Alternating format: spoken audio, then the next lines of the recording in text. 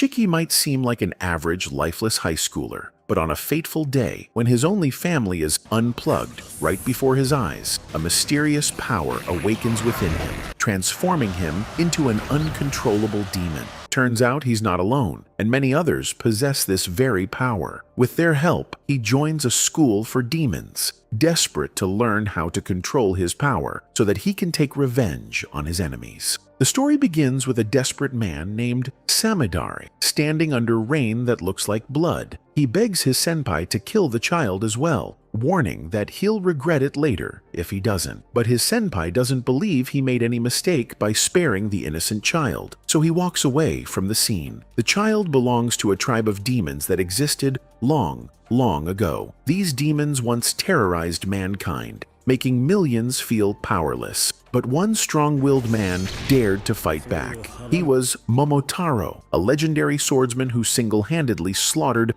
hundreds of Onis, igniting an endless war between him and the entire Oni tribe, the same war that caused this incident. 15 years pass after this event. The scene shifts to the second floor of a liquor store owned by the Ichino's family. That floor serves as the bedroom of a high schooler named Shiki Ichinos, who also happens to own a suspiciously large collection of guns. He's on a call with a friend, proudly telling him he just got expelled for getting into a fight. His friend, feeling guilty, blames himself since the fight happened because Shiki stepped in to save him. But Shiki tells him not to worry, saying it's nobody's fault, then hangs up. Shiki's father, Chiyoshi, storms in, furious after hearing the news, and smacks his useless son hard on the head. Shiki doesn't care in the slightest and tells his dad not to break a sweat over something so trivial. But to Chiyoshi, it's far from trivial. He tries to teach Shiki a lesson, but how can he when the kid has the reflexes of 1,000 monkeys? Chiyoshi calms down and asks why Shiki has turned his bedroom into a GTA gun store. Shiki tells him to shut up in reply and changes the topic, asking if it's true that the liquor store is going out of business, as he's heard Chiyoshi's customers are vanishing day by day. Chiyoshi's awkward silence confirms it, and trying to save his face, he mocks Shiki, calling him an expelled punk who's no better. Shiki is hurt this time, so he gets serious and tells his dad that no matter what happened, he'll become successful one day and never turn out to be a total loser like him. He doesn't stop there and twists the knife even deeper, saying the only thing that gives him peace is knowing they're not related by blood. That stings bad, so Shoshi leaves the room and heads back to the store downstairs. There, the telephone rings, and a customer wants some beer delivered to his house, so Shoshi heads out, but not before pausing for a moment to look at a childhood photo of Shiki, showing that he does love him. Meanwhile, Shiki is still pissed off and mutters that his life would have been way better if some rich guy had adopted him instead of this washed-up old man. To vent out his frustration, he grabs one of his guns and points it at the target on the wall, but just as he is about to pull the trigger, a loud explosion shakes the building. He looks out the window to see what happened when out of nowhere, a shadowy force grabs his legs and drags him down to the street. The man behind this attack is revealed to be Samidare, the same man we saw at the beginning of the story, who has some kind of dark power at his disposal. He approaches Shiki, asking for his name to confirm his identity. But before Shiki can answer, Tsuyoshi crashes into Samidare with his car and shouts for Shiki to get in. They speed away, and on the way, Tsuyoshi says their only chance of survival is to leave the country immediately. Shiki has no idea what's going on. He asks if Samidare is a loan shark or something, and even if he is, crashing into him seems a bit excessive. He's worried his dad is going to get arrested for attempted murder, or worse, actual murder. Tsuyoshi tells him to shut up for once,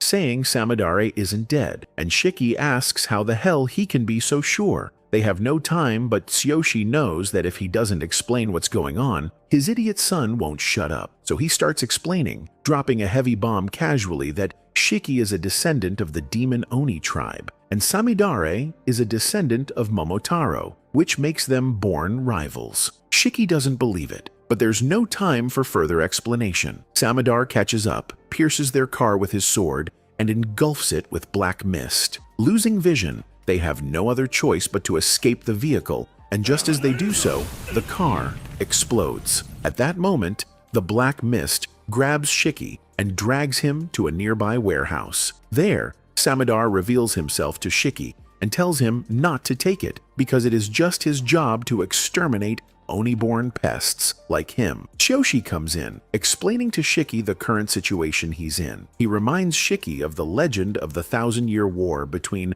Momotaro and the Oni, a story Shiki had heard from his dad many times during his childhood. Tsuyoshi states that after Momotaro passed away, the war continued as his descendants joined together and formed an organization whose sole purpose was to slay all demons. That organization is now known as the Momotaro Agency, and Samodari, being a descendant, is a member of that agency. Tsuyoshi himself was once a member, drawing his own Black Mist sword to defend against Samodar. According to Tsuyoshi, all descendants of Momotaro are blessed by an unknown force that allows them to summon this Black Mist, which they use to slay Onus. Samodari mockingly refers to Tsuyoshi as his senpai, which hurts Tsuyoshi's feeling, as Samodari has betrayed him. But technically, it is Tsuyoshi who has betrayed his own family by adopting a freaking Oni child. In the meantime, Shiki is having a hard time believing what's unfolding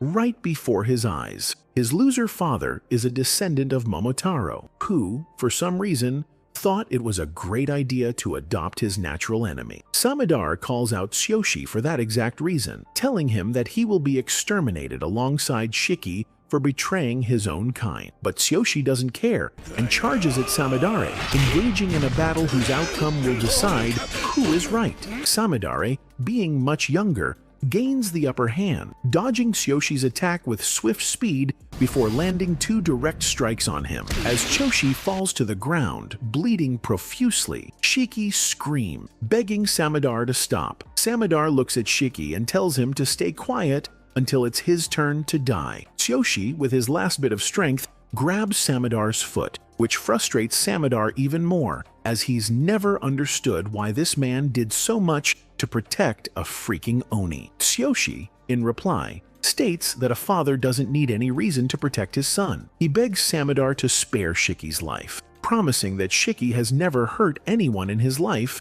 and never will. As Tsusoshi's words begin to shake Samodar's resolve, he draws his sword with the intent to shut his senpai up permanently. Shiki's eyes split open. He wonders to himself why he is hung there helpless when his father is dying. He becomes angry. His anger gets uncontrollable, and his eyes start getting red and closing. He feels he must do something, and he must do it right now. He suddenly starts feeling his body change suspiciously. He gets uncontrollable, and his body drips blood. The entire black rope that is used to tie him gets bloody and breaks out. Samodar notices that something is moving behind him, and by the time he turns to the back to see, he sees that Shiki has broken free. He looks around for the boy and finds him on the roof, covered in blood. Shiki jumps to fight him, and he dodges. He is used to fighting Onus, so seeing Shiki isn't shocking to him. He sees that Shiki has finally awoken as an Oni, and Onus fight by manipulating blood. However, that isn't the most fearful thing about Onus, and that isn't the reason they kill Onus. The reason they kill Onus is because they have uncontrollable emotions, and they are a loss to humanity. He sets out to fight Shiki, who has lost control of himself. When he tries to make the first attempt at Shiki, Shiki dodges him. Shiki's body manipulates several weapons and shoots Samodari with them. Samodari dodges all of the bullets, but the missile that Shiki throws at him is so strong that he couldn't even find his way. I didn't expect that Shiki would be this strong. He continues fighting without even knowing what he is doing. He finally gets a hold of Samodari and hits him. He puts his hands on his head and attacks him. The entire building gets destroyed by the weight of his power. After an almost done fight, he takes a step back. Shockingly, Samodari doesn't die either. His head just has a black sign. He stands up with a renewed hope of killing Shiki and getting the world rid of Onus. As he walks towards Shiki, Shiki steps back and starts screaming. He gets a hold of his body again and is shocked that he is the one doing all of that. He screams and wonders in confusion. Shiki looks at his hand and wonders if he is the one. His hands are bigger, and there is blood all over him. There are several questions in his mind that beg for answers, but he doesn't even have answers to them. Samidar isn't shocked that he feels that way. The state of confusion and loss of memory is something that is very common with Onus when they change. He doesn't pity Shiki's condition, he just wants to eradicate him. When is the best time to attack Shiki if not now that he is in a state of confusion and disarray? So Samidari brings out his sword again and sets out to attack Shiki. He stabs someone, and at that moment, even Shiki assumes he is dead. Fortunately for Shiki, Tsuyoshi still has enough strength to defend him, so he had run there and taken the sword for his dear son. Samidare is angry. He asks Tsuyoshi if he still feels the need to defend the boy after he saw how deadly the boy had become when he awoke. I guess a father's love can never be replaced.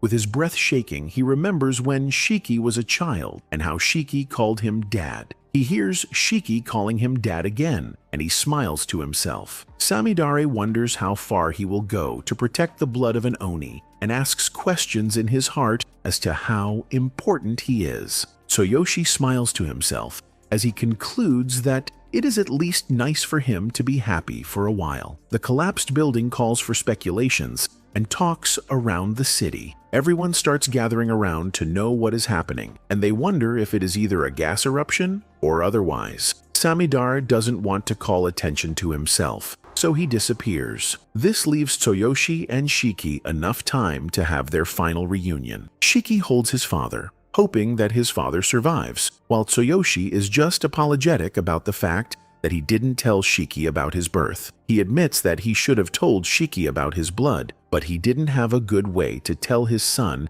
that he will be chased by Momotaro all the days of his life, and he has to fight. However, he leaves Shiki with advice as to how he can survive. He reminds Shiki that he will be alone from that day, and begs him to get stronger so he can escape from both the Momotaro and the Onus. With this, he gives up the ghost. Shiki cannot believe that his entire life had ended in front of him. Just a few minutes ago, he was still teasing his father, and everything suddenly changed. He screams that he still has a lot of things to do with Tsuyoshi. He wants to apologize to him for saying he isn't his blood, and he has a lot to say. When Tsuyoshi doesn't respond, he cries. Before he can grieve well, a man sneaks behind him and slaps his neck. He faints immediately as the man tells him that he is a fool for letting someone sneak in on him. Meanwhile, at Momotaro's headquarters, the elders talk about how Samidare had gone to fight without their consent or prior notice, and they wonder if the Momotaro has gotten weaker. They insist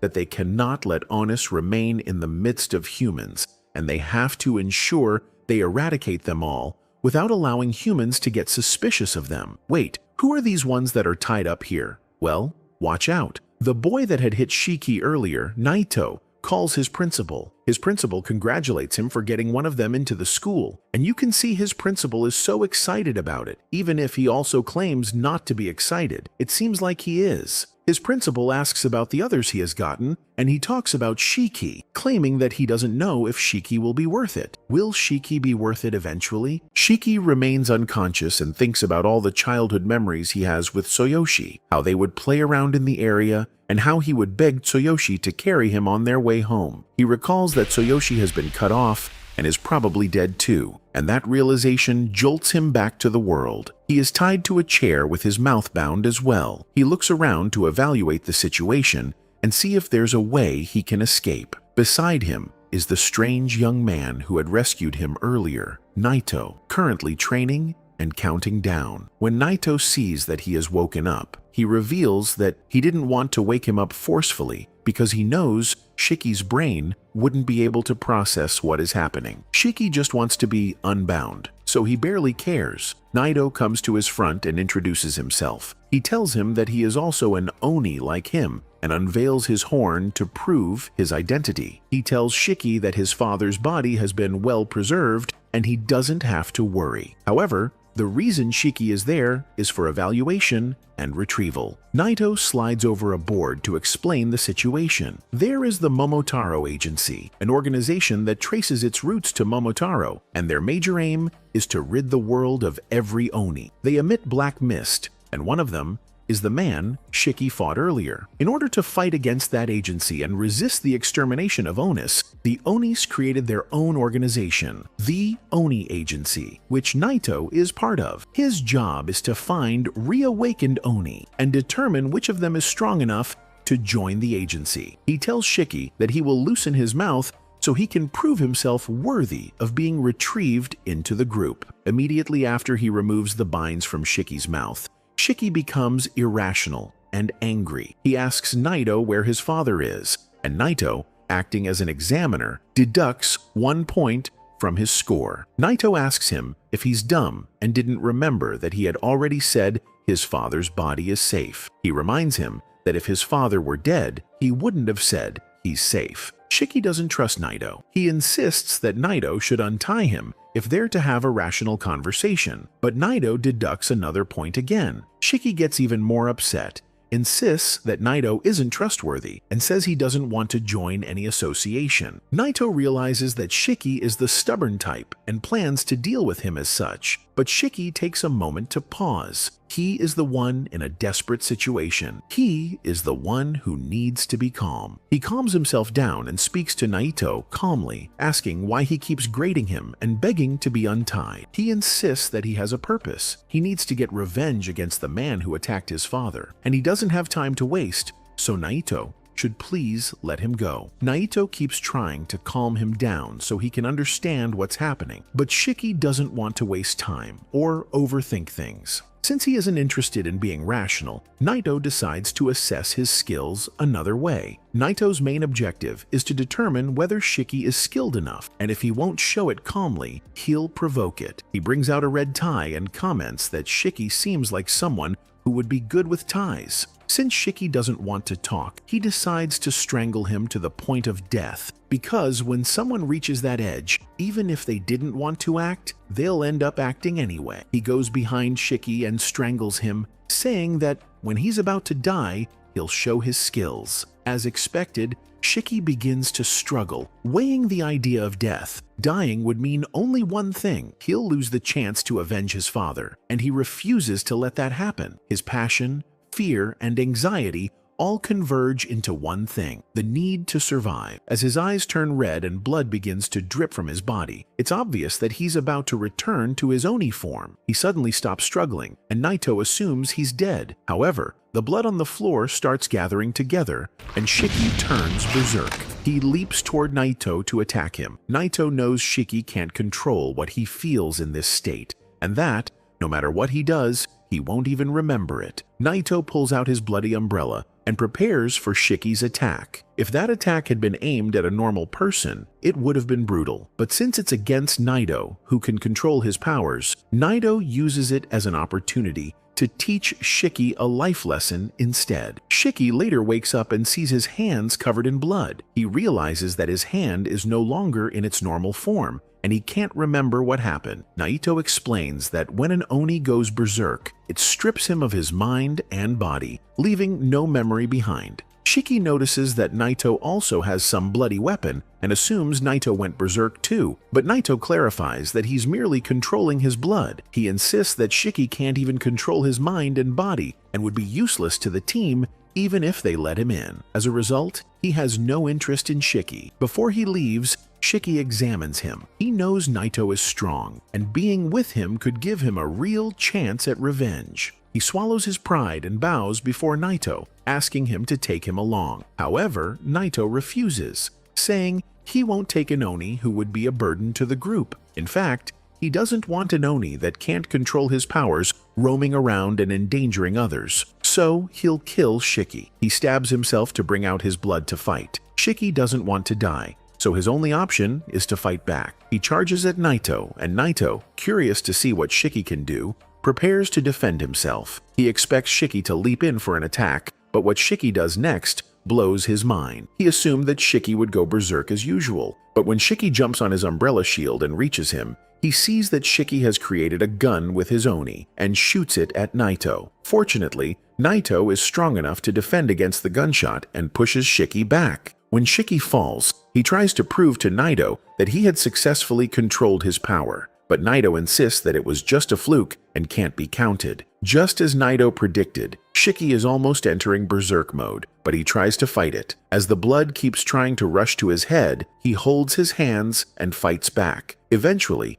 he successfully stops himself from going into berserk mode. Naito is shocked. He has never seen someone irrationally control the Oni blood. Shiki didn't only control his Oni blood, he also stopped himself from going berserk, and Naito wonders how that happened. When he asks Shiki, Shiki insists he won't give him his star secret unless Naito makes him his underling. When he sees that he needs to impress Naito, he tells Naito that he saw the way Naito had pinched his finger to bring out the bloody umbrella. All he did was believe that since they were both Onis, he could do the same. As a result, he summoned his brain to make a gun for him, and his brain successfully made a gun. Naito doesn't believe him. Oni blood doesn't work like that. To Naito, Oni blood and rationality always conflict, which is why Onis who are irrational prove useless in the end. In Naito's head, there is a police officer between rationality and going berserk. To ensure you don't go berserk, you have to ask the officer to lock the berserk mode away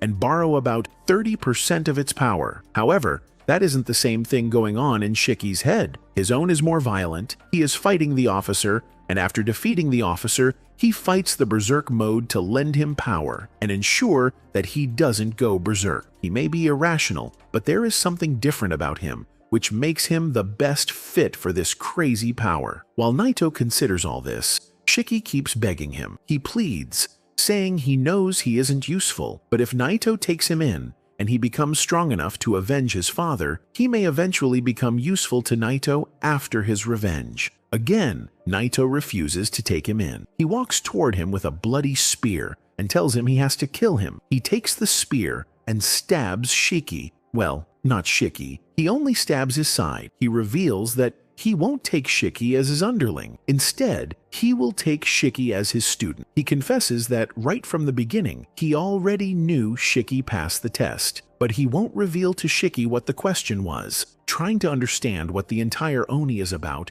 he reveals that Shiki is presently on the mountain and river that his principal was. That place is called the Hell Doorstep, known as Onigashima. Inside that place is a school called the Rasetu Academy. It isn't a normal school. It is a place where young and awakened Onis are trained on how to fight, how to control their blood, and ensure they don't go berserk. They also learn about the history between Onis and Momotaros and how to deal with the entire situation. It is a school for Onis, and that is where Shiki will be attending too. Shiki is angry that he has to return to school, but if that means he will be able to have his perfect revenge, then he will go. He confirms with Naito that he can really get stronger, and when Naito affirms to him that getting stronger is the least of the things he will get there, he decides to join. To make it worse, Naito informs him that he will be his homeroom teacher. The students in the class are all young, but some of them have learned to control their powers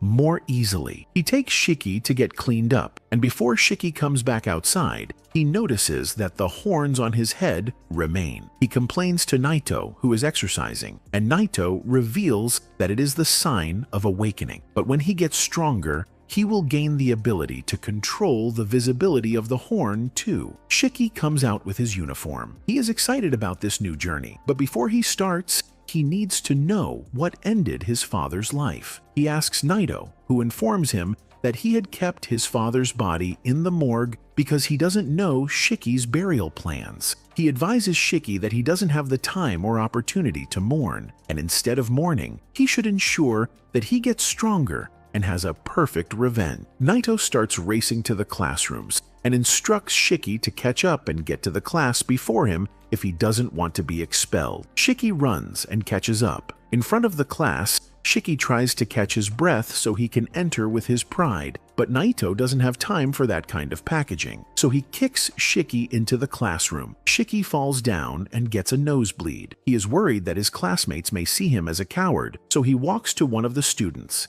Jin Kugasaki, mocking Jin for not having his horns and asking for tissue. Jin reminds him that it's the Onis who can't control their powers that have horns showing. He brings out his horns. The other students, Ikari, Kuina, Juji, and Homare, who all have their horns showing and are also still weak, protests that Jin can't talk to them like that. On the first day of class, a fight almost starts. Naito pushes Shiki into a seat and instructs them all to settle down. Shiki is shocked at how he got pushed down, and Jin can't also imagine how Naito has gotten behind them. It's their introductory class, and Naito tells them they will play a game, a tag game. He takes them to a forest that he calls the Shinra Forest. He commands them all to run their way back to the academy, and anyone he catches loses the game, gets expelled, and the game ends. To make it easier for them, he tells them he won't be using his blood, but they are all allowed to use their blood. However, if they go berserk, he will use his blood. When Shiki is shocked about the game, Naito reminds him that it isn't a normal school. It is a school where those who will fight against the Momotaro agency are trained, so they have to be on their A game. Jin asks what happens if they kill Naito since Naito isn't using his blood, and Naito tells him that if he is killed, then the person that killed him will graduate immediately and be given any position he wants. Shiki thinks about graduating. It means he is strong enough to fight his father's killers. But can he kill his teacher yet? The answer is no. Naito sees that the others are ready for the game except for Shiki, who is lost in thought. He summons Shiki, who smiles in anticipation of what his journey will be. This is the first test for Shiki and the other students admitted to Resetsu Academy, and the official name of the test is Oni Tag. To explain the rules of Oni Tag once again, the participants must return to the academy within 1 hour without getting caught by the player who is acting as it. In this case, their homeroom teacher, Naito. Naito mentions one more rule to the students. They are required to have one of these 2 special orbs in order to reach the goal. Just after saying so, Naito proceeds to yeet the 2 balls away, once again telling the students that even if they manage to return to the academy, it won't count unless they have one of the balls with them. Juji asks Naito how they are all supposed to pass if only 2 balls are available per round, and before Naito can answer, Ikari realizes that the students are going to have to fight against each other to get the balls. Naito reveals that that is the case and explains to everyone that they will all be split into 3 groups. They will have to fight each other in their group to get the ball. He picks Homare, Shiki, and Jin to be in the first group, then places Ikari and Juji in the second group, and lastly, the remaining 2, Rokuro and Kuima, are in group 3. Because groups 2 and 3 only have 2 members each, they will only have access to 1 ball, meaning that while Group 1 will fight for 2 balls and possibly have 2 people pass, Group 2 will only have 1 winner, and the same goes for Group 3 as well. So technically, at least 3 of the rookie students are going to be expelled from this academy. With nothing left to explain, Naito tells everyone to get ready when Shiki interrupts, shouting that he doesn't want to be in the same group as Jin, referring to Jin as a masked weirdo. Naito makes it clear that if any one of the students has any objections to the rules set by the teacher, then they are welcome to leave this academy. The same goes for Shiki, and since he doesn't want to get expelled, he doesn't have any other option but to comply with the rules. Homare, who's quite shy, reluctantly approaches Shiki and tells him that she isn't quite good at being an Oni, so she will do her best not to get in Shiki's way during the tag game. Shiki, meanwhile, can't believe that a real girl approached a loser like him. All his life, girls have stayed away from him because he's been a total delinquent, and as this is the first time in his life he's speaking to a real woman,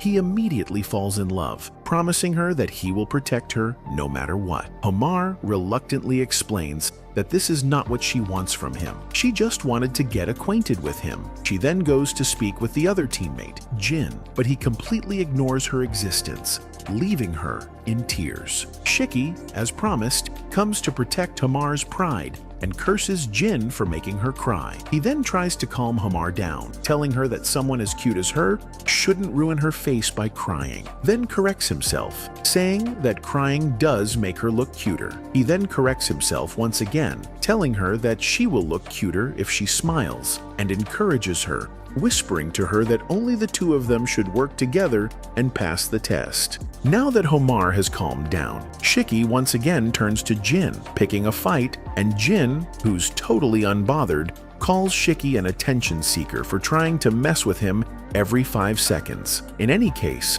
Jin tells Shiki to give up now, believing that Shiki's going to get expelled, but Shiki states that he has a goal and will graduate the academy to achieve it. Jin mockingly says that Shiki's goal must be as meaningless as his existence, and that sends Shiki boiling with rage. But before he can engage in any more meaningless fights and waste everyone's time, Naito stops him, telling him and the rest of Group 1 to enter the game area, explaining that once Group 1 finishes the game, then Group 2 and Group 3 will get to take the test sequentially. While both Shiki and Jin step inside quickly in order to find the orb, Homar is left behind as she's too hesitant to do anything. While dashing through the forest, Jin gives us a hint about his goal, which is to join a unit so that he can meet a certain someone, and to achieve that goal, he will do anything, even kill Naito, as that will immediately graduate him from the academy and allow him to choose an Oni agency unit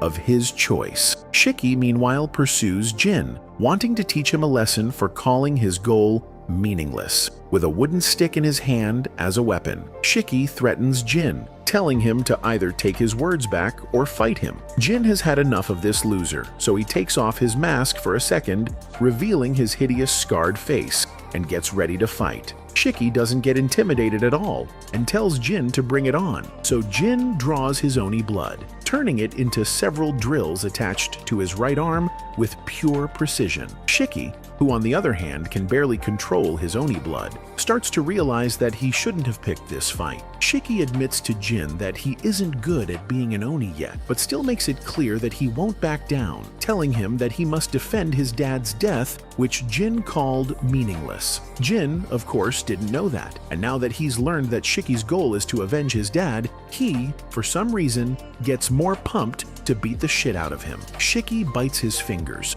but unlike the time he fought Naito, he isn't able to transform his blood into a weapon. So, he's got no option but to fight with the wooden stick, and, as expected, Jin overpowers him, barely missing him and cutting down an entire tree. On the other side, Homar trips and falls to the ground and falls into despair, accepting the fact that a confidenceless weakling like her doesn't belong here. She remembers that Shiki told her that he wants to work with her, but she is self-aware enough to know that she mustn't rely on others all the time. In any case, she keeps heading toward the bang she heard coming from Shiki and Jin's fight, not noticing that one of the balls was right behind her. Going back to Shiki, while he's desperately trying to land a hit on Jin, Jin is tossing him around, not taking the fight seriously at all. Shiki loses focus, wondering how he's going to control his Oni blood, and gets punished for not paying attention to the fight, getting punched hard across the face. Just as he opens his eyes after Jin has finished with him, he realizes that he has never felt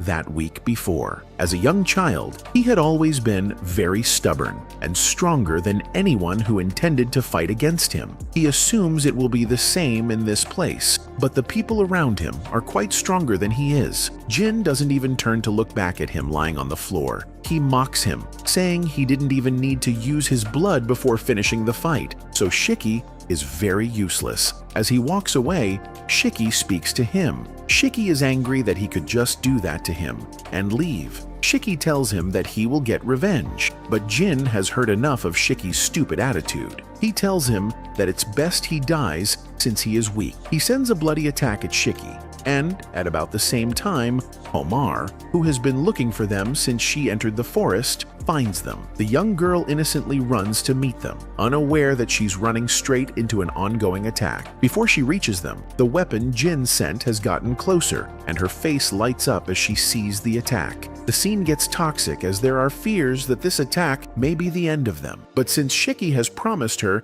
that he will protect her, he goes out of his way to ensure that she is fine. He holds her, and, after the entire attack runs by, he releases her, but he is injured and a part of his blood drips on her body. He goes to confront Jin, asking why Jin would do something like that and put them all in danger. Jin doesn't feel bad about what he has done. He insists that it isn't his fault, that they are weak, and since they are weak, they deserve to die. Homar sees the injury on Shiki's body and feels very bad. She bows her head and apologizes for getting him injured, but he insists that she isn't the one who got him injured. Instead, it is Jin. She keeps bowing and begging him, and her tears become bloody. From her bloody tears, a monster comes out, and it looks horrible. An Oni has a lot of blood, and their blood can generate several things. Homar knows how crazy that monster can be and knows she can't control it. She begs them to run because the monster will kill them.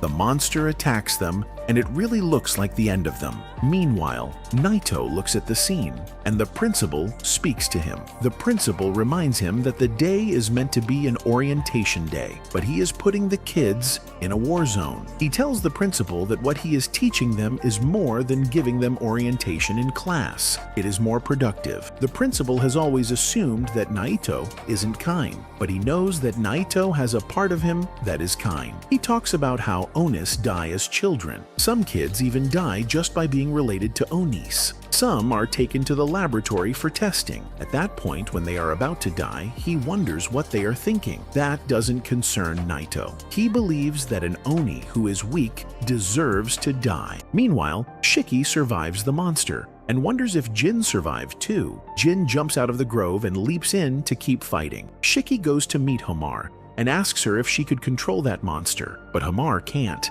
The monster uses her blood, and she is losing a lot of it, so he needs to take her away from under the monster. As he gets nearer to her, he sees that the monster tries to protect Homar. He wonders what could have caused that, but he doesn't stop. He tries getting to her, but the monster breathes blood and throws him off. He hears Homar call the monster sis, and he realizes it could be a trauma. Homar tells him that he should run away, but he can't do that. He reminds her that she is losing blood and may run out soon. She doesn't care about herself or her health, and she is fine with dying, but he is concerned. She has to face the fact that she's barely hanging in there, and he just wants to help. Knowing that he is that weak isn't even hard. It is quite pathetic. He recalls how he had watched his father die and he was too weak to do anything, and even now is too weak. He starts crying because his blood can't release anything. Jin comes out and tells him to leave if he wants to cry. Jin rushes to fight and admits that the hit he got from that monster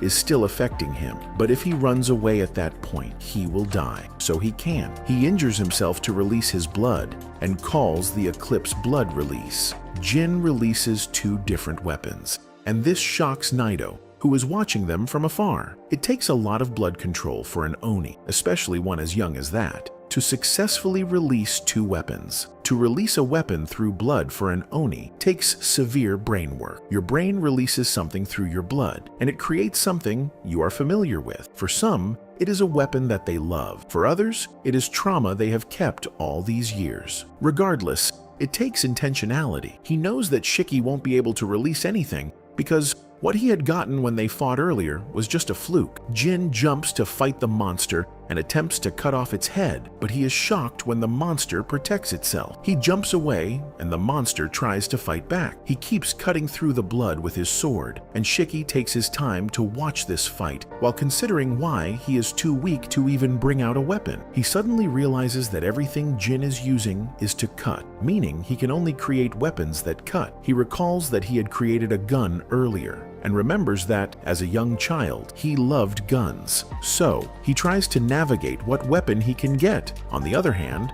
the fight between the monster and Jin gets severe, and Naito knows he can't keep watching, so he gets set to help them. Before he does that, the monster screams and Shiki tells him to keep quiet. Their attention is directed to Shiki, who has successfully directed his blood to create a gun. Naito is relieved that Shiki has gotten a hang of his blood. Shiki shoots the gun at the monster and blows off its head, while Jin looks at him in shock, and Shiki himself is proud. He has successfully gotten a hang of his weapon. What does this mean? Shiki sets out to fight with his weapon while Jin watches to know how he will use that weapon. The monster in front of him also doesn't expect what would land on him in a few minutes. Shiki activates his gun with pride and shoots at the monster 3 times. The kind of energy that flies from that gun isn't a natural one. Even for an Oni, it is so strong that it could successfully defeat the monster. The monster scatters around and the head flies. Naito wonders what kind of energy that is. It is one that even he didn't expect. To make it worse, he feels blood falling from the sky and then rain. This just means Shiki's bullet didn't just destroy the monster, it also changed the weather. What a power! Hamar is tired. She has lost a lot of blood, so she feels dizzy and falls. Shiki feels so much pity for her that he struggles to go to her rescue. However, he isn't that strong himself. He falls down but still tries to drag, but it is impossible. Naito comes to meet him and tells him that he has used a lot of blood. As a result, he feels dizzy and his memory is foggy. Shiki knows Naito is right, but he doesn't want to accept defeat. Instead, he struggles to stand up and brags to Naito that he could stand up despite all. However, he falls down immediately, this time harder. Naito doesn't feel pity for him. Instead, he tells him that he lacks control of his power, and if he continues like that, he will lose all his blood and die. Well, his death wouldn't be a pain because he is useless himself. Although Naito can't also shake the fact that Shiki is strong out of his mind. Shiki tells Naito to help Hamar because she needs help more. Naito looks at him, wondering how he could still care for others even when he is in that condition. Before he could go to Hamar's rescue, Jin comes there and attacks him from behind. He defends himself and Jin asks to fight. He reminds Jin that two of his colleagues are lying there helplessly, but Jin doesn't care. He says they don't matter after all and it isn't his business. He reminds Naito that if he kills Naito, he graduates immediately, so Naito is his target. Seeing how selfish he is, Naito activates his umbrella and gets set to fight. He comments that he treats his students equally, no matter how weak or strong they are, and he also hates people who discriminate. Jin isn't trying to be liked, he just wants to kill Naito, graduate from the school, and get posted to a post he wants. Naito knows his driving force but insists that he wouldn't use his blood, just as he had promised, but he won't be calm with Jin either. Jin gets pissed that Naito doesn't see him as a great opponent, which is why Naito isn't bothered. He sets out to fight by releasing his blood in a blade, but what he doesn't know is that Naito's umbrella isn't a natural one. Before Jin could get closer to Naito,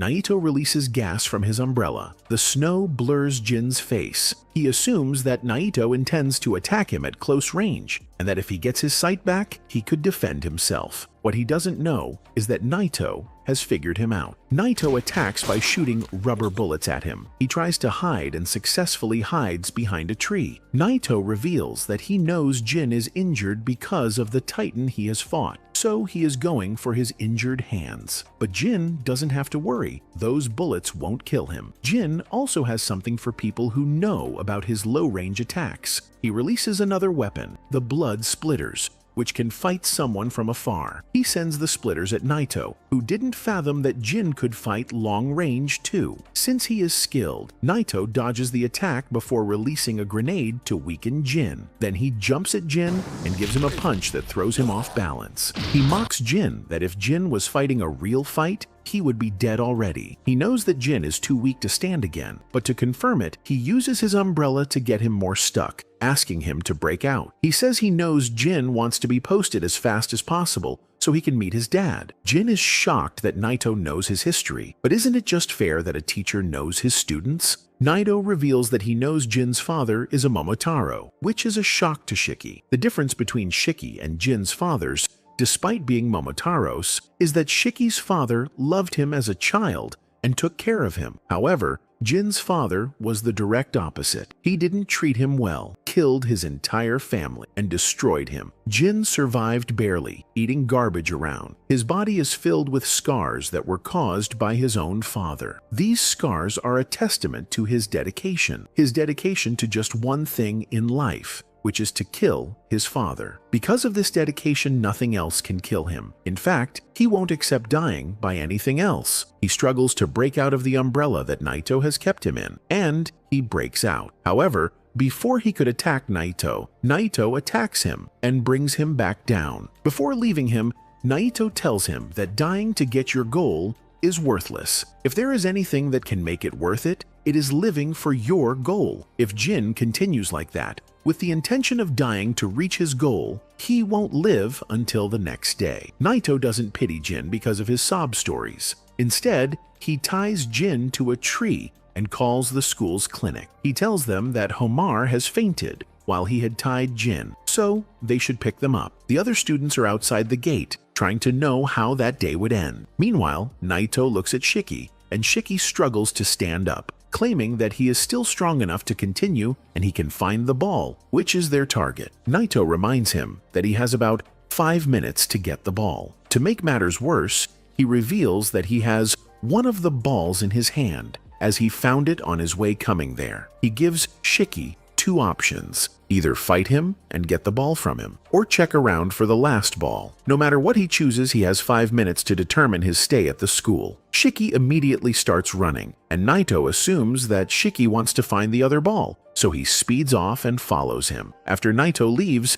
Shiki jumps out of the forest and goes to meet Jin. He asks Jin to help him because he knows that no matter how he tries, he can't defeat Naito alone. In return, he will untie Jin, thereby helping him too. Jin would rather die than get help from someone like Shiki, so he refuses the offer. He claims he prefers remaining there than being indebted. However, Shiki tries to tell him he understands him. However, to him, teaming up with an enemy isn't that hard if it is what he needs to get his goals. He reveals that their goals are similar and tells Jin that his father is also a Momotaro. However, he is fine with Jin refusing to help him. Indeed, Jin says no. Naito rushes to the forest but can't find Shiki there. He assumes that Shiki has returned back. On the other hand, Shiki is running into the forest and cussing Jin out. He bumps into Naito in the forest, and before they could fight, Jin jumps from behind Naito and attacks him. Naito realizes that the boys have teamed up against him. Earlier, Jin had refused to be the disguise so that Shiki could attack Naito from behind. Rather, he accepts to be the attacking from behind, and Shiki reluctantly goes for what he wants. They both catch Naito unaware, and they use the rope that Naito had used to tie Jin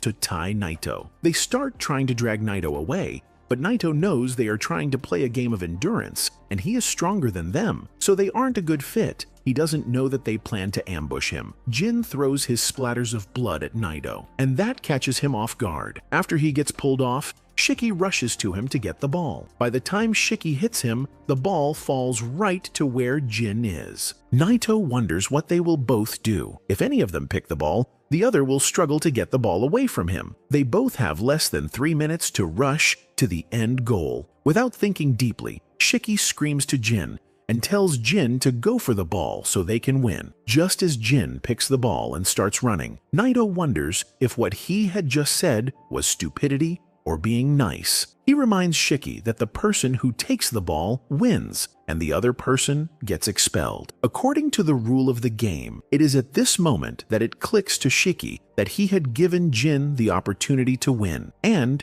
he will be losing. He screams and rolls on the floor because he will lose. This gives Naito an opportunity to know him better. He isn't someone that is forward-thinking. He thinks for the moment and makes decisions for the moment. As Jin runs, he recalls the agreement he made with Shiki before they teamed up. He had told Shiki that he would help Shiki win, meaning if he takes that ball, he had stolen Shiki's win. As a result, he runs back to return the ball to Shiki. Just as Shiki laments, he sees Jin running back, and he wonders if Jin is also a fool. Jin screams that he doesn't want to owe someone a favor, so he is returning the ball, even if it means he will be expelled. Suddenly, a puppy gets nearer to them. Shiki goes closer to see what it is, and Naito tells him it is called a mukun. Mukuns are delivery birds that run emergency and secret deliveries for the onus, and for mukun to be there, it means something is happening. Naito goes to open the bag and sees a letter from the Kyoto agency, who announces that they have been attacked by Momotaro, and they need help. The practical officially ends, and they all make their way to the gate. Lucky for the two boys, though, the other students at the gate see them and assume that Homare was the one who lost the game. However, Naito informs them that Homare couldn't control her blood, and she has been taken to the clinic. He announces to them that the practical has ended, and they are all going to Kyoto to aid. Shiki trains on how he would stop his horns from coming outside, and the other students wonder if they are taking an open ship to a city that is under attack. They are scared they will be killed, but Naito informs them that they aren't fighting and they are only giving support. He explains that in every city, There is an Oni agency. The agency has two teams. The first team are the ones who fight the war, while the other team gives support. Considering the fact that Onis lose blood easily and they can't go to the hospital, the team that gives support helps take care of victims to ensure they are fine. Overall, each team is important to the success of the agency. Hearing that they are only there for support discourages Shiki. He considers what he will do if the Momotaro that killed his father is also there. Naito sees through his thoughts and informs him that the Momotaro he is looking for won't be there. This is because Momotaros also have agencies. They wonder which kind of Momotaro will be there, and Naito shockingly tells them it's a crazy one. Soon after, Naito brings his rookie students before a local restaurant in Kyoto, but it's actually just a front and, in reality, is one of the secret bases of the Oni agency. The old lady owner of the restaurant comes out, welcoming everyone to the place and then bringing them over to a room inside that leads to a secret stairway to an underground tunnel. Meanwhile, two executives of the Momotaro agency are somewhere else and reveal that they have already decapitated a group of Oni. One of the executives is Tsubakiri Momomiya, the captain of the Momotaro agency, and his associate is Yomogi Momokusa, the vice captain. Yomogi thinks that Tsubakiri went overboard like always and has made this entire area a total mess. Tsubakiri couldn't care less about cleanup duty. He wants to exterminate more pests and expresses his wish to encounter a female Oni for once so that he can use her for research purposes. Yomogi mentions how gross Tsubakiri's experiments can be and reveals one of Tsubakiri's abhorrent creations, a creature that is a blend of a dog, a monkey, and a bird. Tsubakiri calls Yomogi mean, stating that his creations, which he refers to as anti-Oni biological weapons, are great pets as they are loyal and only eat Oni. Yomogi continues to argue, telling Tsubakiri that he should put more effort into his jobs instead of focusing solely on experimenting on Oni. Tsubakiri states that the only reason he's been studying Oni blood is because he wants to control it, and his biggest goal is to find a way to turn the Oni healing ability into a drug. Yomogi still doesn't stop because she's a woman, and as they keep arguing, the camera pans slowly to the left, showing us viewers that there's a kid Oni hiding around the corner and scared out of his wits after hearing what Tsubakiri said. Unfortunately for him, both Tsubakiri and Yomogi are aware of him hiding there, and once they are done chattering, Yomogi beats him up, referring to the kid as it, which is super disrespectful. While Yomogi is hitting the poor child, a drop of blood splashes on Tsubakiri's coat, which makes him so mad that he decides to torture the kid himself. Using his Momotaro powers, Tsubakiri lifts all of the Oni corpses in the air and asks the kid to point to which severed limb belongs to his mommy and daddy. The kid is unable to speak and terrified of the monster in front of him, which is quite ironic because the kid is supposed to be the monster here. Because the kid is not answering, Tsubakiri piles up all of the corpses and squishes the kid inside the pile. An inhumane sight. Yomogi explains to us briefly about Tsubakiri's abilities. You see, Momotaros' abilities let them fight using the special black bacteria in their bodies, where some make weapons and others launch spores. But in Tsubakiri's case, he controls the movement of Oni corpses using the black bacteria, a technique that gives Yomogi chills. Anyway, with the job done, now it's time to clean this mess up, so Tsubakiri tells his pet, Ugly, to go ahead and eat the Oni dumpling. On the other side, Shiki and the other students, along with teacher Naito, are walking through the underground tunnel that leads them to the main base of the Oni agency in Kyoto. Upon entering, Shiki can't help but wonder how huge this underground base is. They hear a commotion in the room ahead, and from inside, a man named Kyoka comes out who seems to be buddies with Naito. Although it looks kind of like a one-sided friendship, after greeting Naito, Kyoka notices that there is a hot female student who came along with Naito as well, so he starts fixing his hair before asking the girl for her contact information. This flirty guy is the commander of the Oni agency's Kyoto-based support unit, and he proudly introduces himself to Naito's students as Naito's old classmate. Naito doesn't want to waste any more of his precious time with this guy, so he decides to go to the front lines immediately. Shiki wants to go with him, but Naito leaves alone, giving Kyoka the responsibility to handle all of the students from Resetsu Academy. Kyoka brings them inside, and a nurse helps them change their clothes first. She then brings them over to the hall room where many injured Oni have been receiving treatment from her and Kyoka, who is the main doctor. Shiki sees that one of the patients has suffered extensive damage with 3 limbs missing from his body, and the nurse states that if this patient were on the battlefield, he would be dead in less than 3 minutes. However, Kyoka is confident that he will be able to aid this patient and brings tons of Oni blood to begin operating on him. The Momotaro Agency's captain and vice captain are still on an Oni hunt, and this time they are facing a gang of low-level Oni grunts, which disappoints Tsubakari a little, as he was expecting something better. Fortunately for him, Naito arrives and doesn't bother engaging in any small talk. Going straight to the point, Naito activates his Blood Eclipse release, turning his blood into several flying archers that fire arrows at Tsubakiri. Tsubakiri, in response, uses Oni corpses to defend himself before revealing that he and Naito are old acquaintances. He, as twisted as ever, comments on how Oni corpses make great shields. He then asks Naito if he knows that there is a place where all Oni of Kyoto have been gathering recently.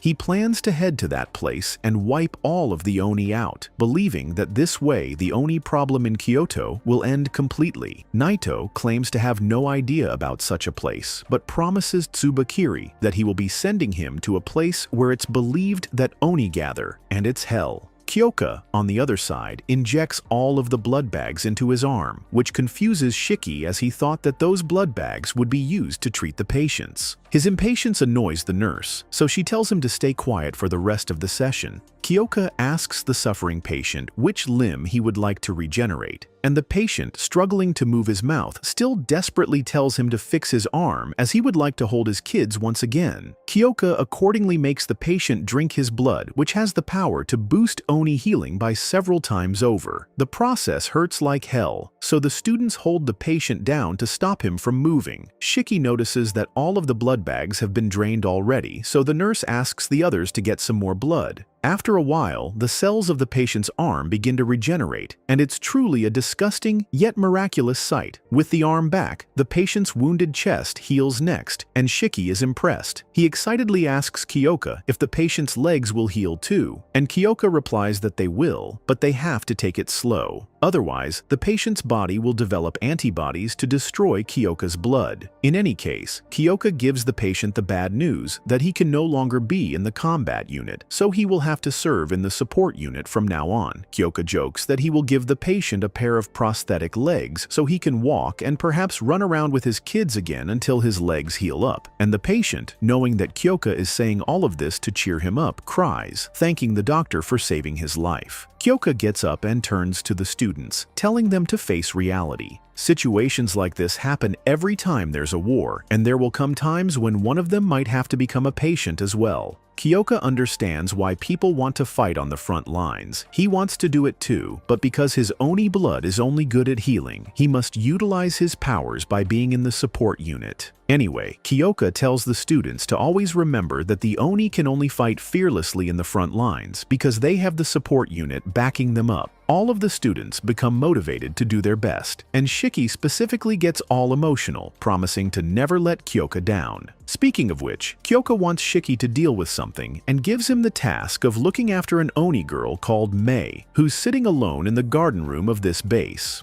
Kyoka explains that Mei was attacked by the Momotaro the previous day and was brought here for treatment. Since it's possible that Mei's parents aren't alive, Kyoka wants Shiki to give the poor girl some emotional support, as he knows that Shiki is one of the few kind ones among the students. Shiki understands and approaches the girl, asking her if she finds it amazing that there's a pond in the middle of this underground base. The girl doesn't respond, but Shiki continues, asking if Mei's parents are Ghibli fans since they named her after a famous Ghibli character. Mei still doesn't respond, so Shiki asks her if she would like to go to Iryuda-dera with him. This time she talks, asking Shiki what Iryuda-dera is, explaining that she doesn't have a lot of basic knowledge as she didn't go to school. Shiki wonders why, but before he can continue talking to her, he hears a commotion and finds out that the support unit has found many Oni corpses lying around in Kyoto and has brought them here. When Mei comes there, she is mortified upon discovering that both her parents are dead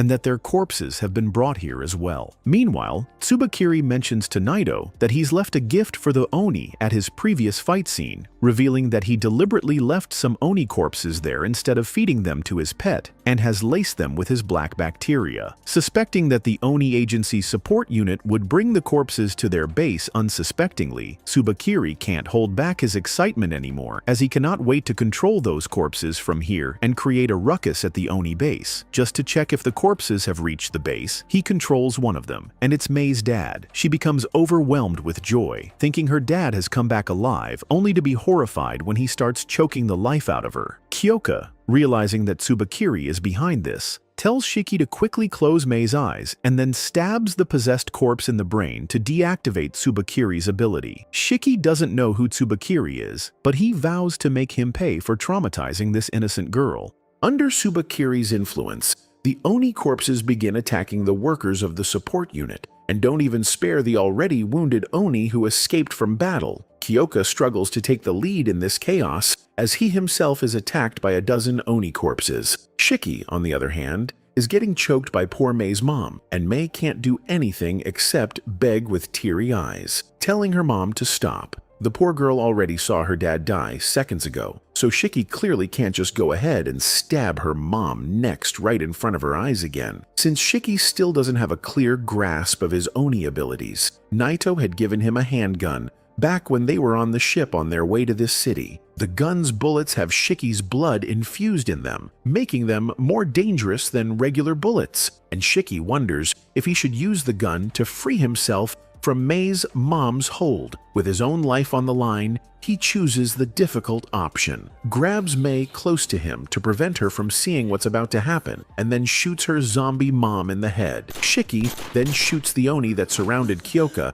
and frees him from their hold. As Kyoka isn't fit for combat, he puts Shiki in charge of handling this mess while he himself rushes away to bring the patients to safety. Meanwhile, the other students are also fighting the zombie Oni, but since they themselves aren't that great at controlling their blood, they have no other option but to use their regular human fists. After a few minutes of fighting, they manage to knock down several zombie Oni, but they just keep getting back up. Shiki comes there and informs everyone that these Oni corpses are under a Momotaro's control and can only be freed if their brains are destroyed. Jin steps up, using his blood eclipse technique to cut down the Oni approaching him. Shiki, on the other hand, is playing Call of Duty. It pains him to do this, as he knows that these people have friends and families that care for them, but still, for the greater good, he continues shooting them. Meanwhile, Kyoka is busy bringing everything in order, and he commands all of his subordinates to get the patients somewhere safe. Shiki's almost about to cry. His enemy is the Momotaro, so why is it that he has to kill his own kind against his own will? This question screws with his mind, and Tsubakiri, who's on the other side imagining the exact thing happening at the Oni agency's base,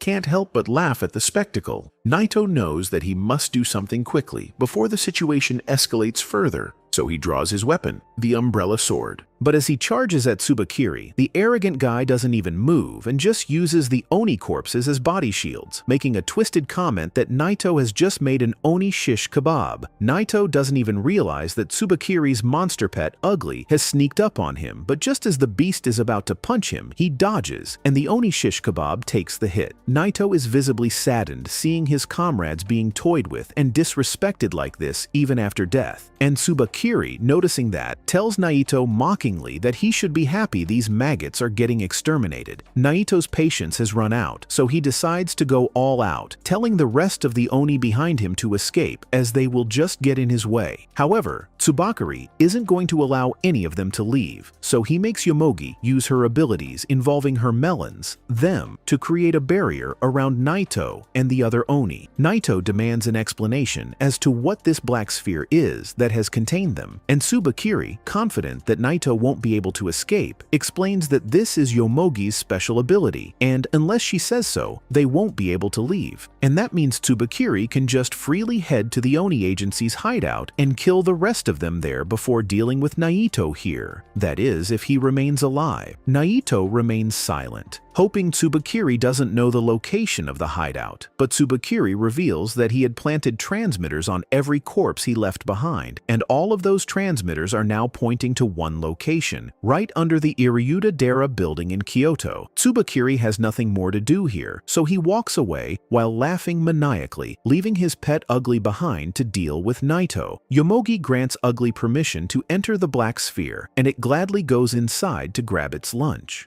She then tags along with Tsubakiri, and he, like always, elaborates on what he is about to do now. According to him, that ugly pet is a mass-produced type beast, meaning there are many more like him at his disposal, so he can get rid of it anytime he likes. He decides to use it as a bomb to kill all of the Oni inside along with it. With just a snap of his fingers, the beast's belly begins to blow up, and before Naito can even figure out what he should do, the beast explodes, destroying everyone in the sphere. Tsubakiri looks back and becomes a little disappointed, as he had hoped the explosion would look more interesting. Regardless, he walks away confident that the explosion has gotten rid of all of the maggots, including the maggot's leader, Naito. On the other hand, Shiki and his teammates try their best to kill all the regenerating Onis. By the time they shoot the last one, they are all exhausted from the energy it has taken from them. They look at themselves and sigh in relief that it is all over. Kyoka informs them that he has taken all the injured Oni to safety and appreciates them for all they have done, admitting that if they weren't there, things would have gotten worse. They look at Mei, who is staring at her parents' corpses. Feeling pity for the young girl, they all walk to meet her. Kyoka tries sympathizing with her, while Shiki feels worse because he was the one who shot her parents. He apologizes to her for making her witness such a miserable scene as he recalls how it felt when he shot them. She looks at them, reassured, and tells them they don't have to feel bad. She admits that all her life she had lived in fear, hiding from place to place, and couldn't even attend school. She knew that day would come, but she just didn't know when, so they don't have to feel bad. She reassures them, claiming they shouldn't worry about her. Those words make Shiki more worried. This young girl had just lost her parents, and instead of being in tears, she is reassuring them. He realizes how much the world has become a den of terrorists. He can't imagine a girl being this mature at a young age. When he was her age, all he did was watch superheroes and dream of becoming one. He recalls how his father looked at him as a child and how he would demonstrate the superhero sign. He assumes Momotaro are meant to be superheroes who safeguard the world and give others a safe place to live, but he couldn't imagine they are actually the villains. If those meant to make the world better are the ones destroying it, then he will do them a favor by becoming a villain himself. He vows to Mei as he hugs her and tells her he would ensure he creates a world where she will be safe to smile again. Can he bring this vow into reality? He holds her to his chest while the other Onis watch in sadness, thinking about their reality and how their lives are nothing but exploitation in the eyes of the Momotaro. After the sad period ends, they have no choice but to move on. Kyoto calls Jin and tells him they have to move the remains of their fallen friends and bury them properly. He offers to take Jin to the cremation ground and comments that the ground is on their way to the hideout, though he is sure they didn't notice when they were coming in. He jokingly adds that if not for what happened, he wouldn't have shown them the place. All he is saying falls on deaf ears for Jin, who is still deep in thought about what he just witnessed.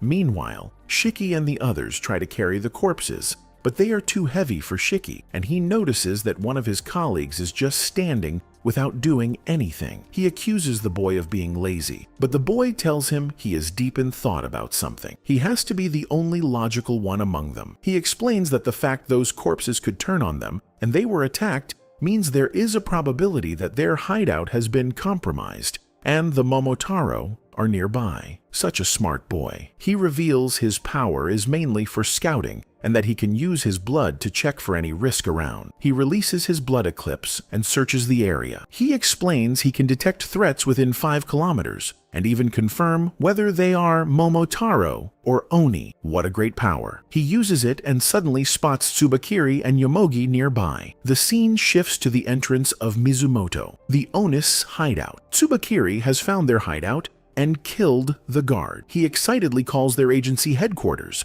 asking them to send the dogs he created through his experiments to that location. When they ask what he is doing, he jokingly says it is an Oni exploration, and that to have a mass termination of Onis, he needs the dogs. He even requests a particular dog he has kept for a special occasion. Before ending the call, he recalls that during their last Momotaro meeting, there was a special Oni they discussed, so he asks for the file on that Oni too. Yomogi looks at the dark stairs leading to the hideout and assumes it must be deep with several Onis inside. She asks Tsubakiri if she should send poison down before they enter to kill some of them. While he likes the idea, he suddenly stops and gives a wicked laugh. He refuses her idea, saying he will enter the place himself, ask all the Onis for their names before killing them. When Yomogi asks why, he reveals he is looking for an Oni named Shiki, a special Oni he doesn't want to kill. Instead,